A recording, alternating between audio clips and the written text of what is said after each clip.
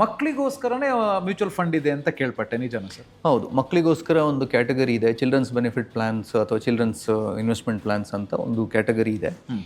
So ತುಂಬ ಒಂದು 7-8 ಕಂಪ್ನಿಗಳಲ್ಲಿ ಇದರದ್ದು ಸ್ಕೀಮ್ಸ್ಗಳು ಇದ್ದಾವೆ. ಎಷ್ಟಿದೆ ಅದರಲ್ಲಿ ಮಿನಿಮಮ್ ಇನ್ವೆಸ್ಟ್ಮೆಂಟ್ ಎಲ್ಲ? ಮಿನಿಮಮ್ ಇನ್ವೆಸ್ಟ್ಮೆಂಟ್ ಎಲ್ಲ ಸೇಮ್ 500 ರುಪೀಸಿಂದ ಸ್ಟಾರ್ಟ್ ಆಗುತ್ತೆ, ಅದು ಏನು ಇದಿಲ್ಲ. ಸೊ ಅದರಲ್ಲೂ ಕ್ಯಾಟಗರೀಸ್ಗಳಿದ್ದಾವೆ. ಈಕ್ವಿಟಿ 25% ಇದ್ದು, ಬಾಂಡ್ಸು ಕನ್ಸರ್ವೇಟಿವ್ ಅಂತ ಹೇಳ್ತೀವಿ, ಆ ಒಂದು ಸೆಗ್ಮೆಂಟ್ ಇದೆ. ಅದರಲ್ಲೂ ಮಲ್ಟಿ ಕ್ಯಾಪ್ ಸ್ಟ್ರಾಟಜಿ ಇರೋ ಫಂಡ್ಸ್ಗಳಿದ್ದಾವೆ. ಅದರಲ್ಲೂ ಏನು ಹೇಳ್ತಾರೆ, ಖಾಲಿ ಲಾರ್ಜ್ ಕ್ಯಾಪ್ ಮಾತ್ರ ಇರೋ ಕ್ಯಾಟಗರೀಸ್ಗಳಿದ್ದಾವೆ. ಸೊ ಅದು ಬೇರೆ ಬೇರೆ ಕ್ಯಾಟಗರೀಸ್ ಇದೆ. ಹೆಸರು ಚಿಲ್ಡ್ರನ್ಸ್ ಬೆನಿಫಿಟ್ ಪ್ಲಾನ್ ಅಂತ ಕೊಟ್ಟಿರ್ತಾರೆ. ಸೊ ಫಸ್ಟ್ ಥಿಂಗ್, ಮ್ಯೂಚುವಲ್ ಫಂಡ್ಗೋಸ್ಕರ ಡಿಮ್ಯಾಟ್ ಅಕೌಂಟ್ ಅಗತ್ಯ ಇಲ್ಲ. ಸೆಕೆಂಡ್ ಇಂಪಾರ್ಟೆಂಟ್ ಥಿಂಗ್ ಏನಂತ ಹೇಳಿದ್ರೆ, minor cannot get into a contract. See, mutual fund is a contract.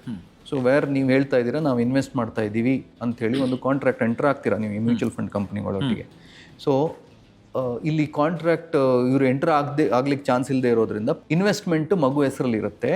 ಆದರೆ ಡಾಕ್ಯುಮೆಂಟೇಷನ್ ಏನಿದೆ, KYC ಅಂತ ಹೇಳ್ತೀವಿ, ನೋ ಯುವರ್ ಕ್ಲೈಂಟ್ ಅಂತ ಹೇಳಿದ್ರೆ, ನಿಮ್ಮದು ಪೇರೆಂಟ್ಸ್ ಇದ್ದು ಆಧಾರು, ಪೇರೆಂಟ್ಸ್ ಇದ್ದು ಪ್ಯಾನ್ ನಂಬರು, ಪೇರೆಂಟ್ಸ್ ಇದ್ದು ಬ್ಯಾಂಕ್ ಡೀಟೇಲ್ಸ್ ಕೊಡಬೇಕಾಗತ್ತೆ. ಸೊ ಟ್ಯಾಕ್ಸೇಷನು ಪೇರೆಂಟ್ಸಿಗೆ ಬರೋದು. ಸೊ ಹೀಗೆ ಈ ನಿಟ್ಟಿನಲ್ಲಿ ಇನ್ವೆಸ್ಟ್ಮೆಂಟ್ ಆಗುತ್ತೆ. ಸೊ ಪೇರೆಂಟ್ಸ್ ಪ್ರಪೋಸ್ ಮಾಡಿ ಅಥವಾ ಮಗು ಹೆಸರಲ್ಲಿ ಇನ್ವೆಸ್ಟ್ಮೆಂಟ್ ಆಗುತ್ತೆ.